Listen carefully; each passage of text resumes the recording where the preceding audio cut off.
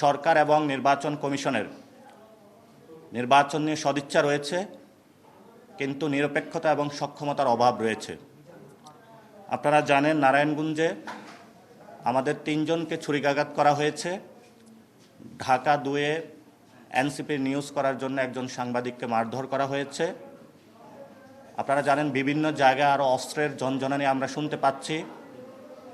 আমরা এই ইলেকশনে সুষ্ঠু নির্বাচনের জন্য পেশিশক্তি, টাকার প্রভাব, গডফাদারের যে সংস্কৃতি আমাদের অতীতে নির্বাচনে রয়েছে, সেই সংস্কৃতি কতটুকু বন্ধ করতে পারবে সেই বিষয়ে নির্বাচন কমিশনের উপরে আমাদের যথেষ্ট সন্দেহজনক অবস্থান রয়েছে।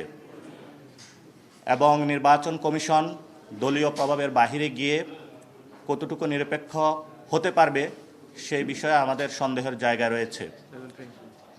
এবং বর্তমান যে পরিস্থিতি রয়েছে, লটারির মাধ্যমে এএসপি ডিসি নিয়োগ করা হচ্ছে, কিন্তু সেটা জাতির সামনে সুস্পষ্ট করা হয় নাই কাদেরকে নিয়োগ করা হচ্ছে। এটা অস্বচ্ছ প্রক্রিয়ার মধ্যে করা হচ্ছে। এবং সরকার গণভোটের যে প্রশ্নবোধক চিহ্নগুলো রেখেছিল সেই বিষয়ে আমরা সুস্পষ্ট ব্যাখ্যা চেয়েছিলাম।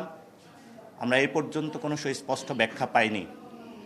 নির্বাচনে আমরা যাচ্ছি, আমরা এই নির্বাচনে পুরো দেশবাসীকে বলবো, আপনারা ভোট কেন্দ্র জনগণের হোক। ভোট কেন্দ্র কোনো দলীয় গুন্ডা বাহিনী, সন্ত্রাসী, চাঁদাবাজি, যারা দুর্নীতি, মানি লন্ডারিংয়ের সাথে যুক্ত, তারা ভোট কেন্দ্রগুলো দখল না করুক। জনগণের ভোট কেন্দ্র জনগণই পাহারা দিক। এবং যে আইন শৃঙ্খলা রয়েছে সেই আইন শৃঙ্খলার আমরা যথেষ্ট সক্ষমতার পরিচয় দেখতে পাচ্ছি না। এবং আমরা এও বলে আসছি, বর্তমান যে নির্বাচন কমিশন রয়েছে তাদেরকে একটি পুনর্গঠনের কথা, কিন্তু তাদের অধীনে নির্বাচন আয়োজন হতে যাচ্ছে।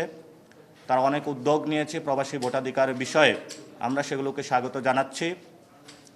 কিন্তু তারা তাদের কর্মের পরিচয়ে দেখাতে হবে যে এটা আগের যে রকিবুল কমিশন রয়েছে সেটা থেকে আলাদা। গণ অভ্যুত্থানের পরে যে আমরা নতুন বাংলাদেশে প্রবেশ করতে যাচ্ছি, তারা সেই সক্ষমতার পরিচয় জনগণের সামনে একটি নতুন ধার দিগন্তের উন্মোচন করবে তারা।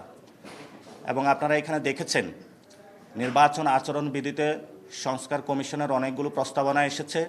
সেই প্রস্তাবনাগুলোর মধ্যে কালো টাকার ছায়া থেকে বাংলাদেশকে মুক্ত করার জন্য প্রত্যেক প্রার্থী অথবা প্রত্যেক ভোটারের জন্য 10 টাকা করে খরচ করতে পারবে, অথবা 25 লাখ টাকার যে নিয়ম নীতি দেওয়া হয়েছে, আমরা আমাদের প্রার্থীদের ক্ষেত্রে এই কমিটমেন্ট দিয়েছি যে আমরা এর মধ্যেই থাকব। অন্যান্য প্রার্থী যারা রয়েছে নির্বাচন কমিশন আশা করি এই বিষয়টি নিশ্চিত করবে। যদি না করতে পারে তাহলে বৈষম্যমূলক একটি অবস্থানে নির্বাচন কমিশন যাবে। এবং পুরো বাংলাদেশের জনগণের যে দেওয়ালগুলো রয়েছে, রাষ্ট্রীয় যে প্রতিষ্ঠানগুলো রয়েছে, এটি পোস্টারের অপসংস্কৃতিতে ভরে গিয়েছে।